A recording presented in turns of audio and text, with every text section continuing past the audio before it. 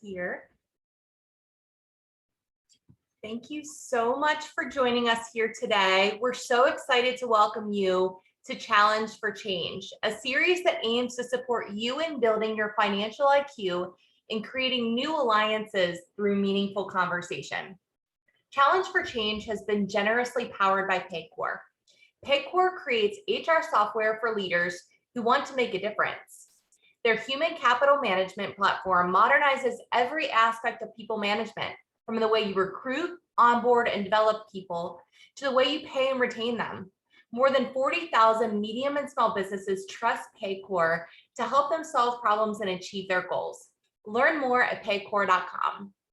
And since March of this year, we've been partnering with Paycor to provide this series, Challenge for Change, aimed at supporting you in your financial wellness, including identifying your money archetype with SheMoolah, knowing your money story with Fifth Third Private Bank, the abundance versus scarcity mindset with Wellison Enterprises, and financial planning 101 with Wellspent Wealth Management.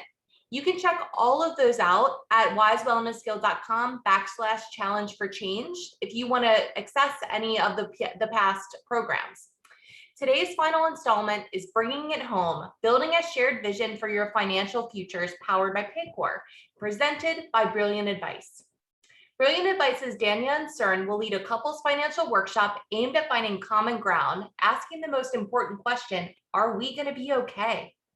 In this workshop, you will experience a values-based approach to budgeting and lay the groundwork for financial stability, success, and freedom in the future. I've placed a worksheet into the chat, so I'll go ahead and do that now. That way you can actually access some of the key things that we're going to do. So I'll come back and drop that in once I get rolling and introduce everybody. What I'm really excited about is to introduce Dania and Cern. They hold decades of experience in financial leadership and two of the highest credentials in the industry: CFP, Certified Financial Planner designation, and CFA, Chartered Financial Analyst designation. They work with high-profile clients from across the globe, and the difference is they lead with a conversation around values.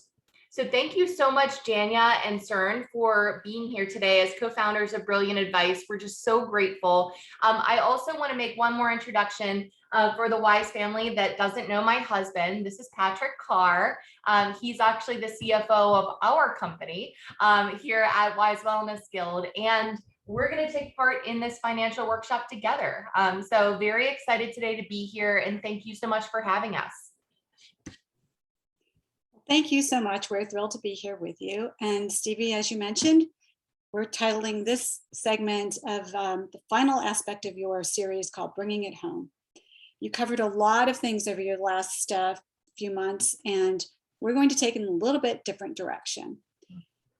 So we find in our business and what we do every day is that people come to us and say, will we be okay? Do we have enough money to maintain our lifestyle and protect our futures and our families? And we like to step back a little bit and say, well, what does that mean to you? Because my idea of being okay may be very different than your idea of being okay. And as well as as a partner in a relationship, you may have different ideas of what it means to be okay. So today we're going to take you down a path of discovery to decide what being okay means to you, what you want to achieve as an individual or as a couple for your financial future. We're going to give you some tools today to help you articulate what you want to achieve, what your values are. As Stevie mentioned, we take a values-based approach. Before we get started, Stevie mentioned that we have a chat box, and there is in the chat box a worksheet that you can download. So please go ahead and do that at this point or later when we go to our breakout. And if you can't access it, pull out a piece of paper, have a piece of paper handy, or be able to use your notepad on your phone or iPad, because we will be breaking out and have a few exercises for you to go through. So as we progress along, we thought we'd share with you our whys, why we do what we do, why Cern and I are so passionate about what we do. So I'm going to share with you a little bit about our personal backgrounds that have created the values that we have today that give us the platform to have these discussions with our clients. So Cern, I'll turn it over to you to share your story. Thanks, Danya. So we're all greatly influenced by our parents and our experiences as kids. Those experiences shape our values. In my case, my parents were van lifers before van life was a thing. This photo was taken somewhere in Norway in the 1960s, before I was born. That's my older brother. My parents drove around Europe for 18 months doing what they love to do, travel and have adventures. They were completely in sync when it came to travel, and my parents lived their values. In my case, I love to travel and have adventures too. I've traveled to many faraway places, and I've had the chance to share some of those adventures with my parents. I climbed Mount Kilimanjaro and Mount Fuji with my father, and I explored Iceland and Tasmania with my mom. So the thing about adventures is that you're constantly learning about new environments and learning ways to adapt in order to live in those environments. So this also applies to my work. Having now been a financial advisor and an investment manager for more than 25 years, I see my work as one big adventure. I'm constantly learning about the ways the world is changing and seek out investments that will benefit from those changes. So as you'll see from today's conversation, having shared values is critical to a successful financial future with your spouse or partner. Danya, back to you. Okay, so my story is slightly different. While Cern had a very happy upbringing and his parents were in sync, I'm going to tell you about my story and what got me here today. You can see the photo on the left. So I'm the firstborn of 3 children of my parents. They started out with this beautiful marriage, this beautiful family, but things went sideways. My dad had, I guess, different desires. And so through a series of years, they struggled. One of the things that they struggled with was their finances. I have some very specific memories about money from growing up. One is I remember my mother going to my father's trousers or pants, suit pants that would hang from a dresser drawer and take his money clip out of his back pocket and take money out of it and say, "Don't tell your dad." Remember that very vividly. The second memory would be my mother saying, going shopping and bringing home bags and hiding them and saying, "Don't tell your father." Thought that was really kind of odd. Okay, but again, packed it away in my brain. And then later on, as they split, I saw money become a way of control. My father provided for us very generously, but he used money to influence our behavior. As I grew up, and you'll see the photo on the right, there I am in probably freshman year of high school or 8th grade, I really don't know. But my mother, here she is as a single mother with 3 children. And my dad, as I said, used money to control us. So he would not make the deposit in the bank at the end of the month, the beginning of the month, for my mom's spousal support check. So I grew up really fast. I became the adult in the room. I'm the one that my mother would send $20 with to the grocery store to say, "Go buy groceries for the week." So I started out, again, being very aware of how money played in relationships. And if you just look at me and look at my clothing and what I'm wearing, you can see kind of how uptight I was, okay? That I took this very, very seriously because, again, I had to grow up fast. Fast forward into high school, my dad used to, I went to a private school, my dad used to not withhold the money for my tuition, and I'd have to go down to his place of business and ask him for my tuition check. So all of those things really weighed heavily on me and my sister. And we decided at some point, probably subconsciously, that this wasn't going to be our life. So what I want to share with you today is that you may have a money story from growing up. That doesn't have to be your money story as you become an adult.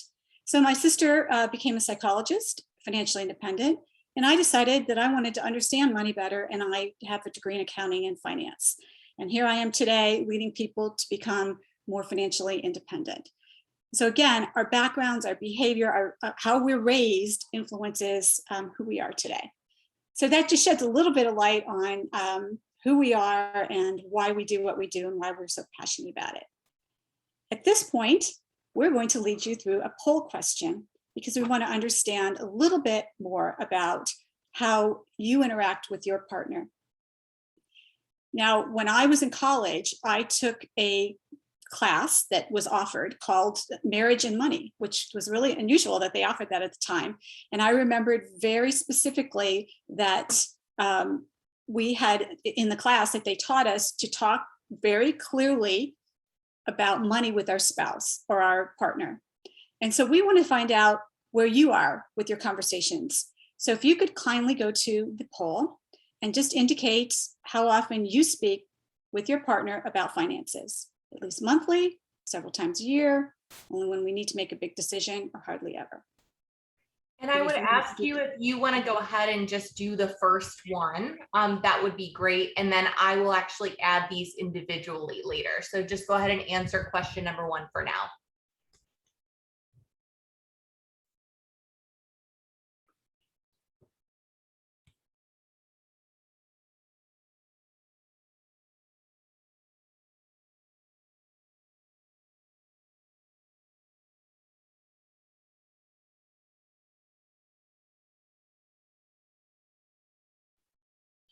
All right, if you guys can place yours into the, we're gonna go ahead and close this out here in the next, so make sure that you put yours in.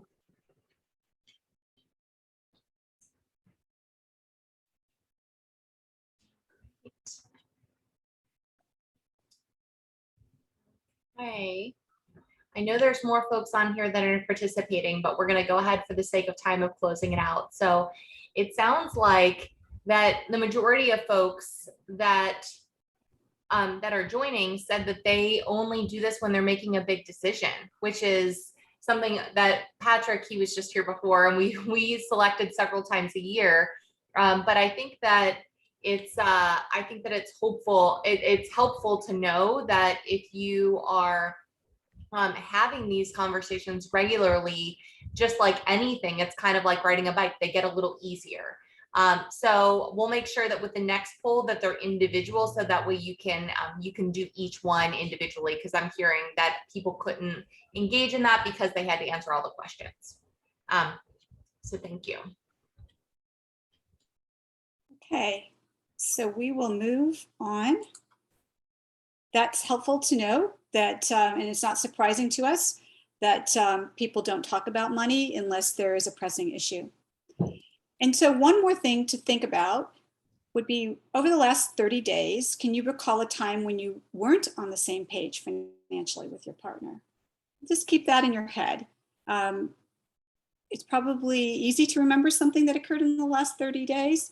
And so when we think about that, not being on the same page with our partner, keep in mind that the second most frequent cause of divorce, 41%, the result of financial incompatibility. Just so you know, the number 1 cause is infidelity. But the second are financial issues. And financial issues or financial incompatibility can mean anything from your spending habits to having different financial goals. And then 2 areas that we often don't think about, but are very important, are the income dynamic and imbalance that occur in a relationship. And what we mean by that would be maybe one to stay at home, one's the main breadwinner. Maybe one has a drastically different income than the other, or one receives money from maybe a trust or other income sources. So having that imbalance, not being considered equal financially, can have a negative impact on a relationship. And then lastly, we often don't think about the asset dynamic or imbalance. So asset dynamic can be anything from the debt that you bring to the relationship to the assets you bring. Perhaps you had premarital assets. Perhaps you've received an inheritance or will be receiving an inheritance. So all of those issues can put a lot of strain on a relationship. And if they're not resolved and not resolved in a healthy way, can be the cause for a split. We'll go to the next poll question. And this is, given that we've just discussed that many people have conversations or have conflict around money in your relationship, how do you feel about the seriousness of the level of conflict? Meaning low, we disagree occasionally, but overall you're on the same page. Some, we disagree more than we'd like to, but we tend to resolve our issues quickly. Or very high, we have a lot of issues and we have difficulty resolving them. Take a minute or two to finish the poll.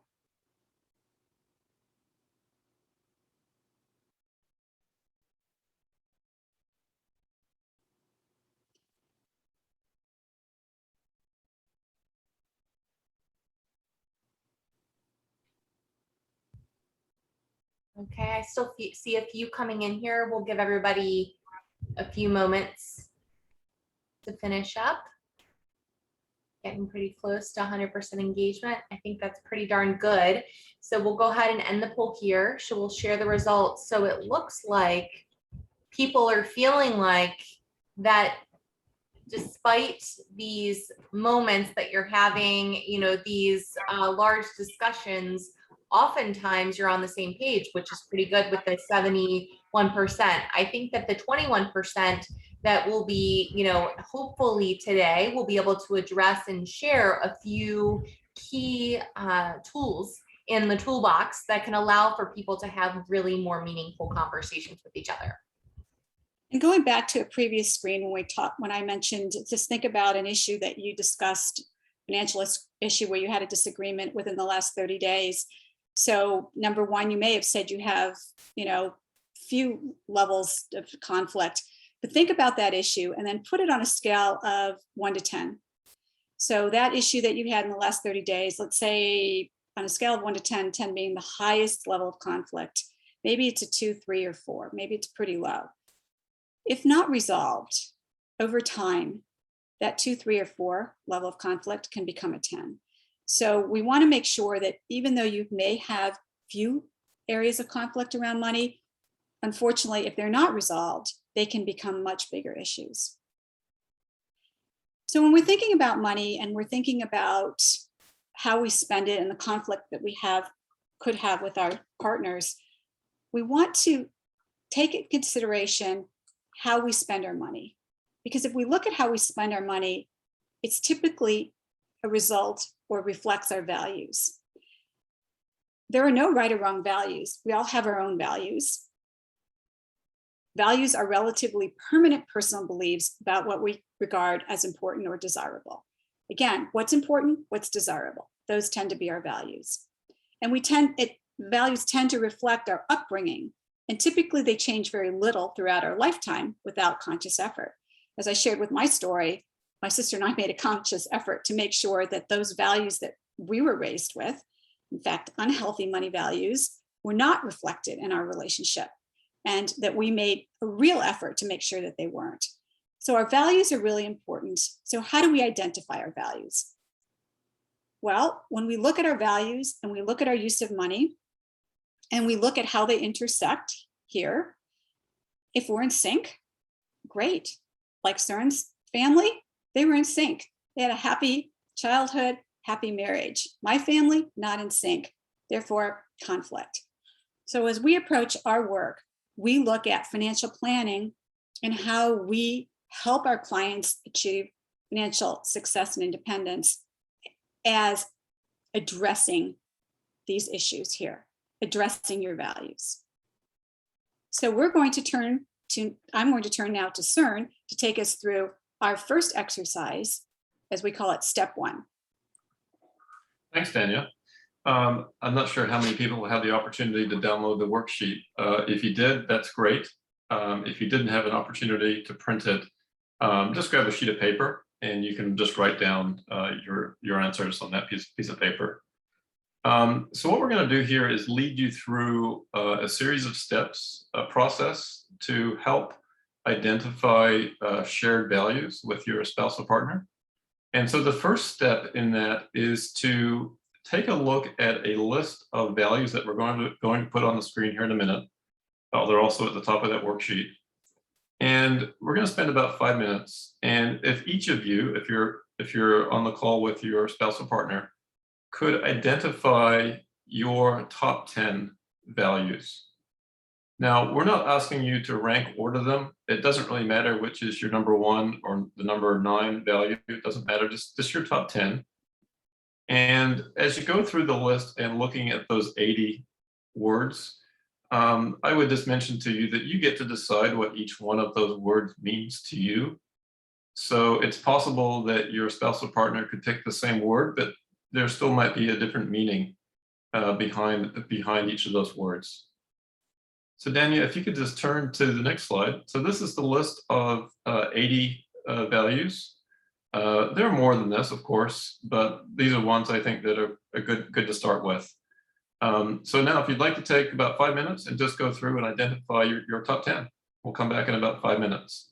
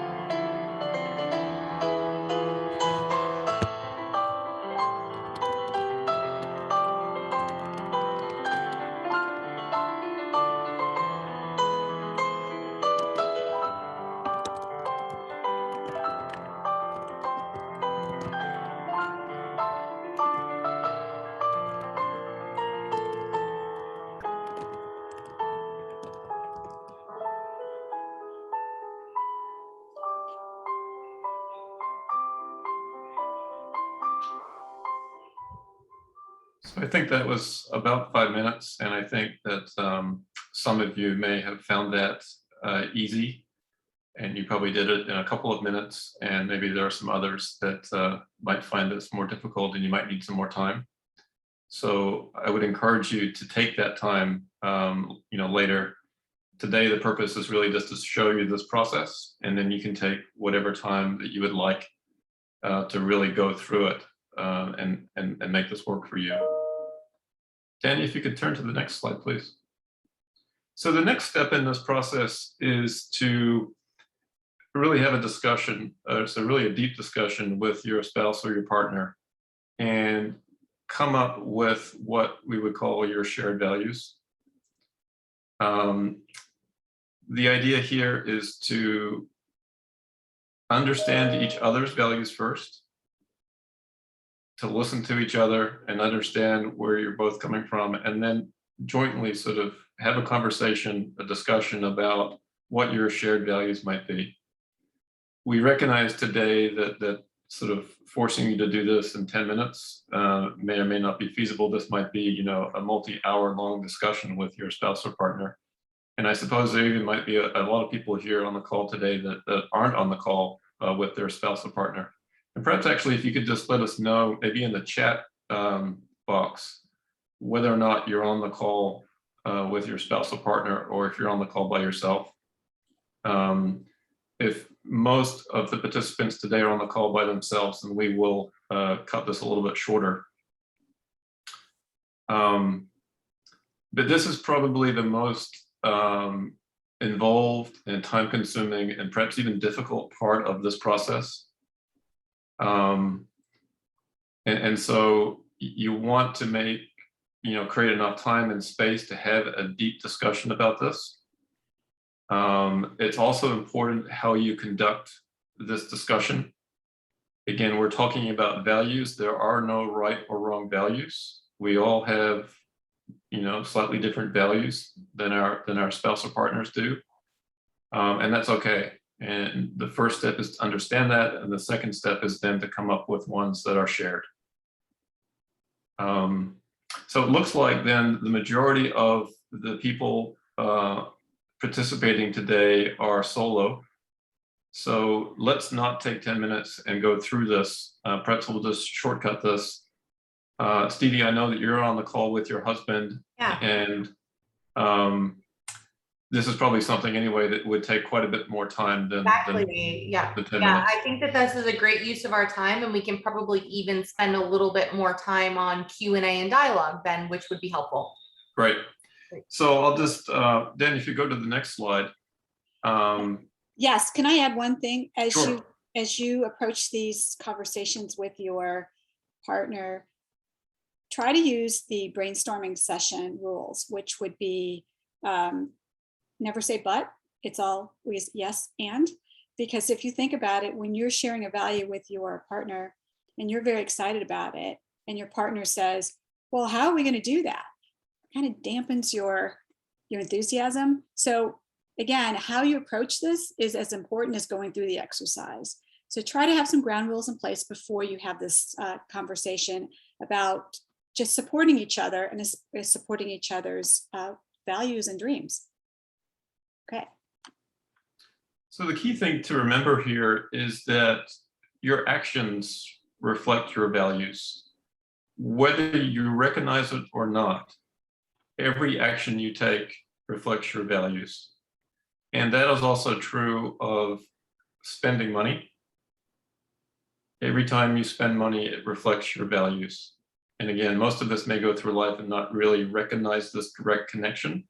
But what we're trying to do today with this process is help you recognize that connection and help each of you understand that the way you spend money, the way you want to spend money, reflects your values. So we're sort of flipping this around and helping you identify your values first. And then the next step is to decide what actions you would like to take. And those actions might be steps. Actually, Danny, if you go to the next slide, please.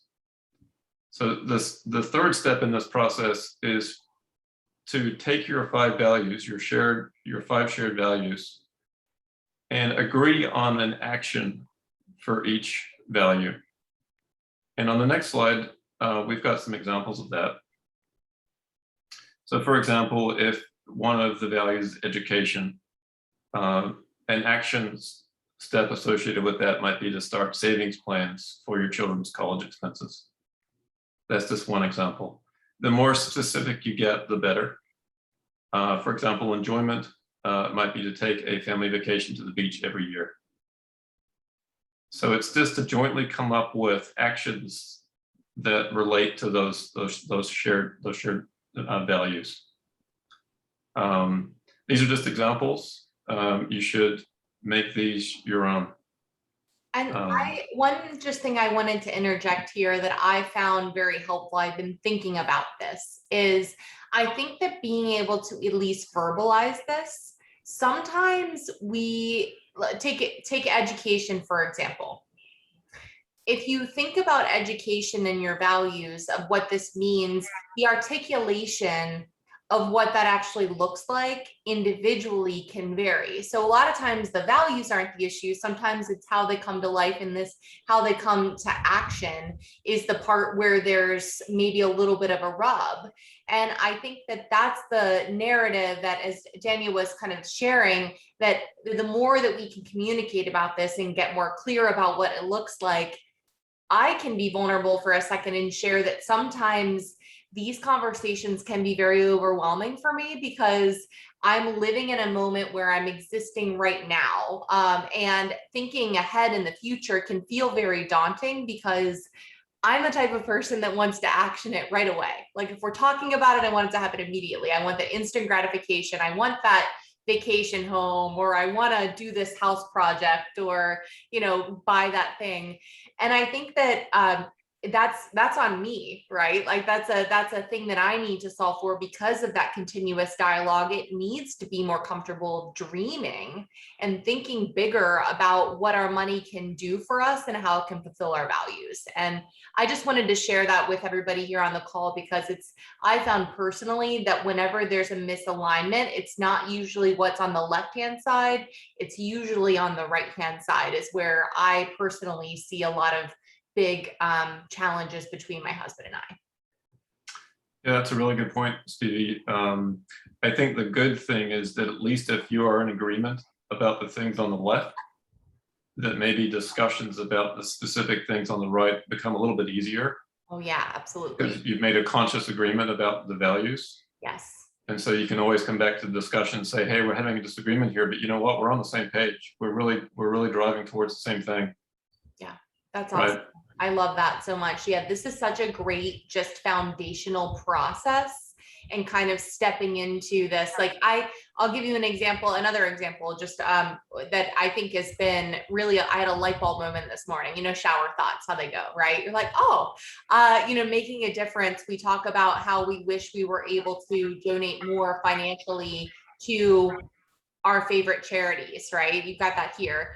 But a light bulb moment of being an entrepreneur that's in social impact and thinking about the delta of what we walked away from corporate to what we're doing now, the way I'm investing my time is very much making a difference. And so that was a moment where I was like, oh, like actually, we're really not that far off, but this thing that we've been chatting about it's been very interesting. So I'm already finding value in this, and I'm just scratching the surface on this approach. So I appreciate that. And Leah, absolutely, it goes to that scarcity versus abundance. I think that the more that you can recognize that how you're really, and maybe even bringing in some gratitude, right, in the moment of what already exists, and then figuring out what's possible for it, how do you make all of it work if it matters to your significant other, I think is really like the challenge. It's an interesting design challenge, I would say. Mm-hmm. Yep. And as you'll see as we go forward, we're not asking you to give up your own values. We're asking you to identify 5 shared values. We'll get to your own values in a few minutes. So your identity is not gone as you're in a relationship, but to work together as a unit, you have to have some things that you agree on. All right, you ready for the next slide? Yes. If you go to the next slide, Dania. So the next step in this is to assign a dollar value to each of the actions. And if we've got some examples here on the next screen here. So for education, for example, start saving plans for children's college expenses. You might set a goal of saving $1,200 a year, for example, depending on what you want to do. And I think the important thing here is to look at each one in isolation and come up with a number that you think is a good target. And then only at the end, add everything up and see whether or not it can be achieved. If not, if you've got more, a number on the right-hand side, a total on the right-hand side that's greater than your capacity to save, then there'll have to be some adjustments. But that I think needs to be sort of the last step. Don't start with that overall savings capacity in mind. I think the best thing in terms of following this process is to look at each one individually and come up with a number that you think is reasonable. And then obviously there's going to have to be some give and take. If you have an overall savings capacity of X and you're looking to spend X plus, there's going to have to be some adjustments or something that you can work into over time. And so you may jointly decide that, for example, the family vacation to the beach, maybe it's not $5,000, maybe it's something less. Or maybe it's not every year, whatever the adjustment needs to be in order to maximize the overall, success of all the values. Daniel, would you add anything to this? Sorry. No, I think you've got it. You said it very well. Yeah. Thank you. Okay, and then last but not least, as Daniel mentioned, we don't want to forget about your own values, and some of them may not be reflected in your shared values. So we also want to sort of take you through a process individually of, for your own values that are not part of the shared values, come up with action steps and amounts for each of those, right? And so it's important too in a relationship to pass no judgment on somebody else's values and what they want to spend money on. So I think we've got some examples here on the next screen. Right, so everybody's going to come up with very different things, very specific things, and it might be very easy to criticize somebody for what they want to do. But if they're living consistent with their values, then that criticism is not warranted. Now, in this case, in terms of the mechanics of this, you might jointly decide that there's X amount of money for each of you to live your own values. And so that's something that you'll want to decide jointly, but how you actually spend that money should be up to you.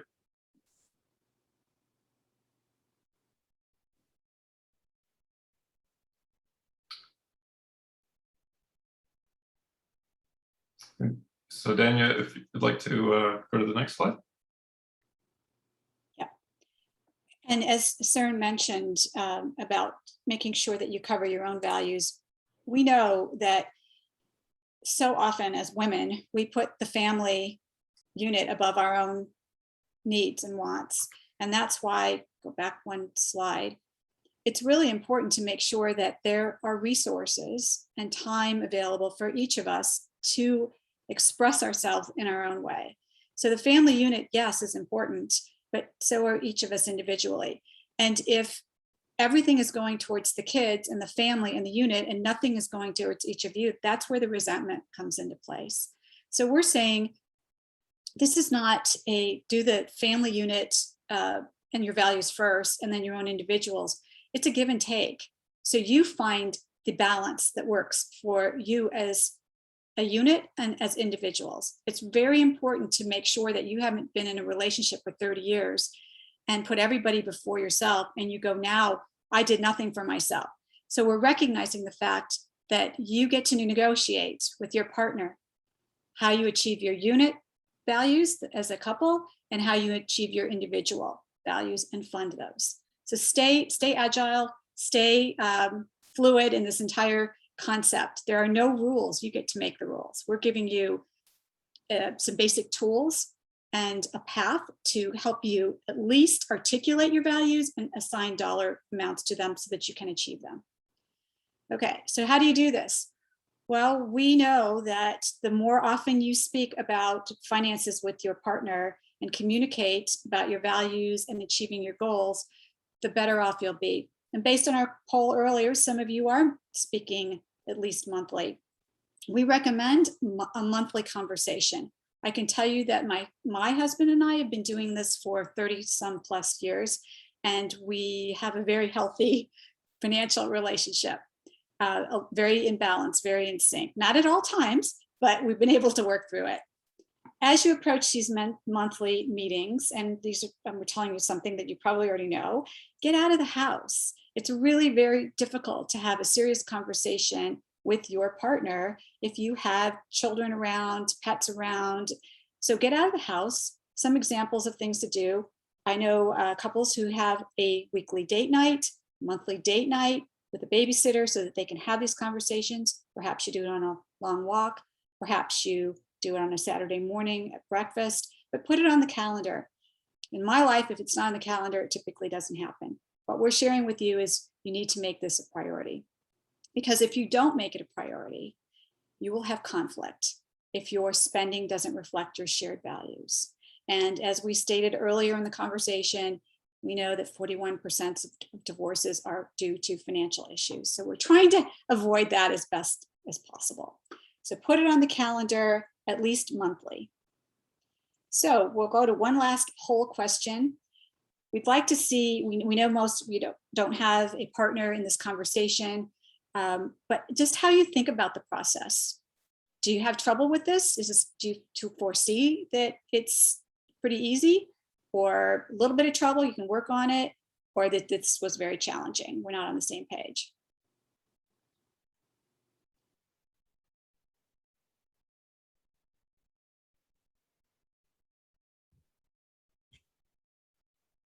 I think that one of the things as these are coming in is that the process itself, what I love about putting something on the calendar that you were speaking to before and being able to come back to this, is that it allows for you the opportunity to learn each time when you're coming back about how somebody received your communication and how you can learn from that and absorb it. And we talk about this all the time, that in our life, in our career, we project manage so much and manage expectations of our direct reports or of me managing up. But when we think about our spouses or our significant others, how much are we leveraging a lot of those emotional intelligence tools in our relationship and how we communicate? And I think that there's something that in our brain, we're like, we don't need to do that. We can just say whatever we want, or we can't say whatever we want. And what you would normally advocate for maybe in the workplace, you wouldn't advocate for at home, or vice versa. It's just becomes really challenging. So I think that as we're closing out this poll, I think we've got a pretty good mix of how people were feeling about this. What I would say is that I would highly encourage you guys to, create the space and time for these conversations and other conversations. I will fully admit here that Patrick, he had to pop over because we had a childcare issue today.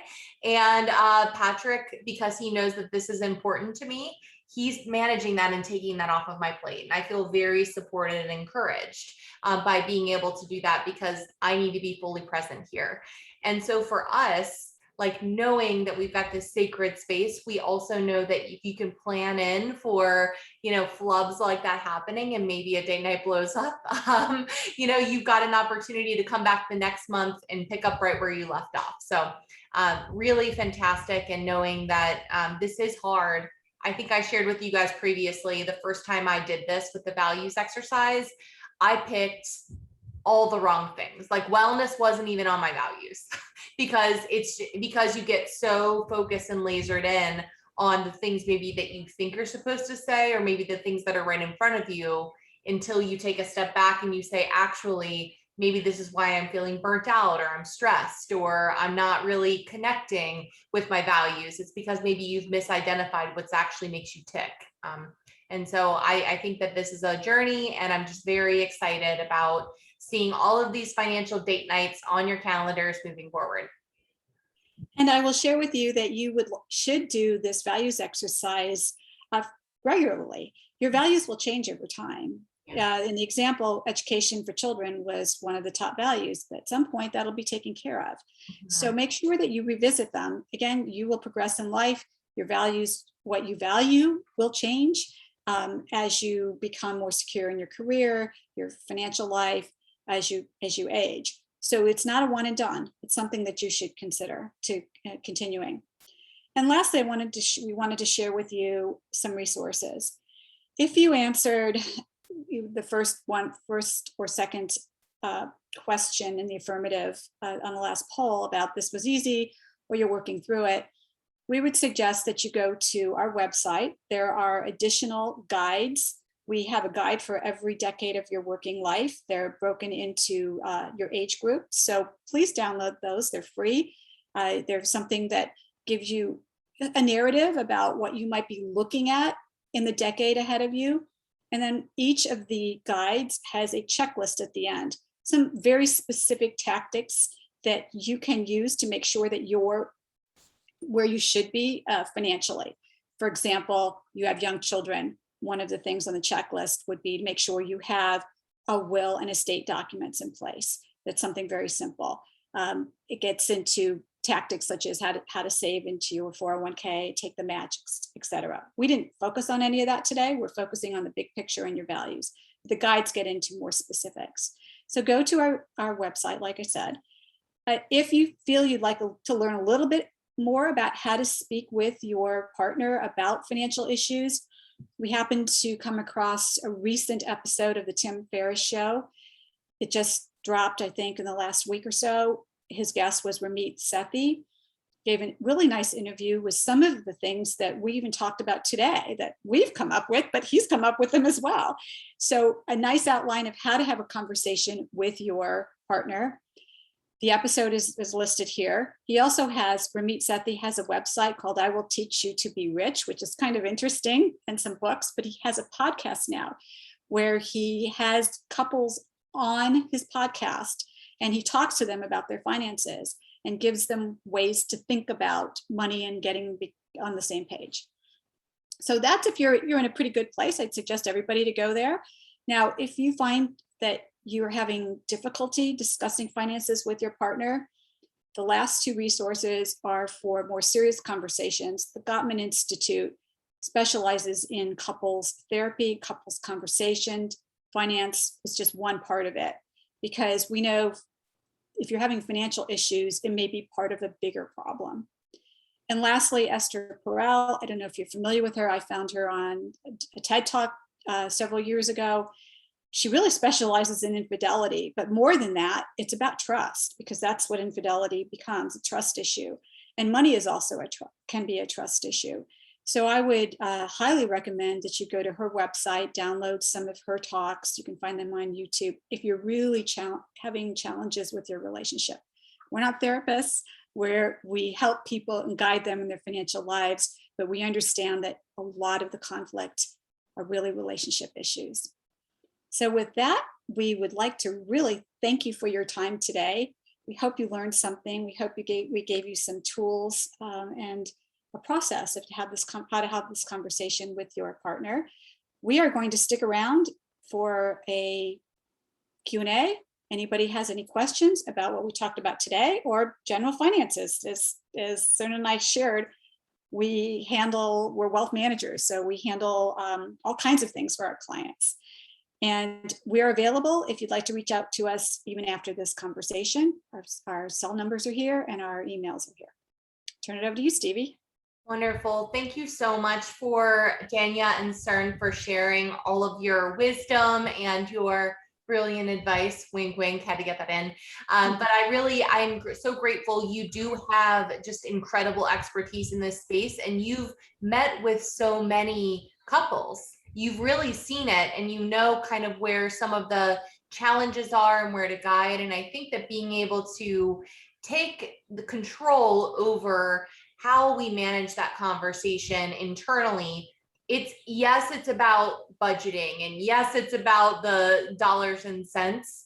That's a how, right? But at the core of the foundation of what we can really achieve really always comes back to how honest and truthful are we being with ourselves and each other about what really drives us, and how do we achieve our purpose through our values in order to live the best version of our lives. And I think that, being able to just find partnership through that, and then you guys being able to affirm the process in itself, I think has been just really instrumental. I appreciate everybody for spending the time here today, and really look forward to continuing this conversation. Again, thank you so much to Paycor for your generous support through this experience of Challenge for Change.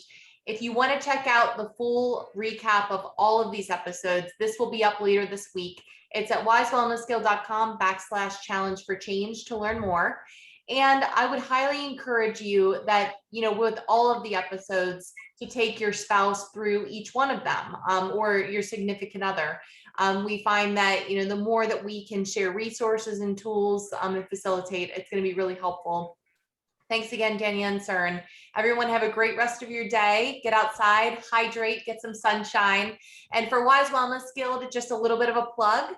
We have our 2-year anniversary coming up on August 21st. We will be celebrating down at the Wellness Experience by Kroger down in Cincinnati, Ohio, Banks. Our space is at the Freedom Center, and we highly encourage for you to come down. It's free. And you'll be able to experience our local wellness alley, where we have over 30 local wellness experts and brands from across the region that we'll be supporting, that you'll be able to meet and learn more about, just experts that are really supporting all of us in our whole self wellness right here in our backyard. So thank you so much. Have a great rest of your day, and we'll talk to you soon.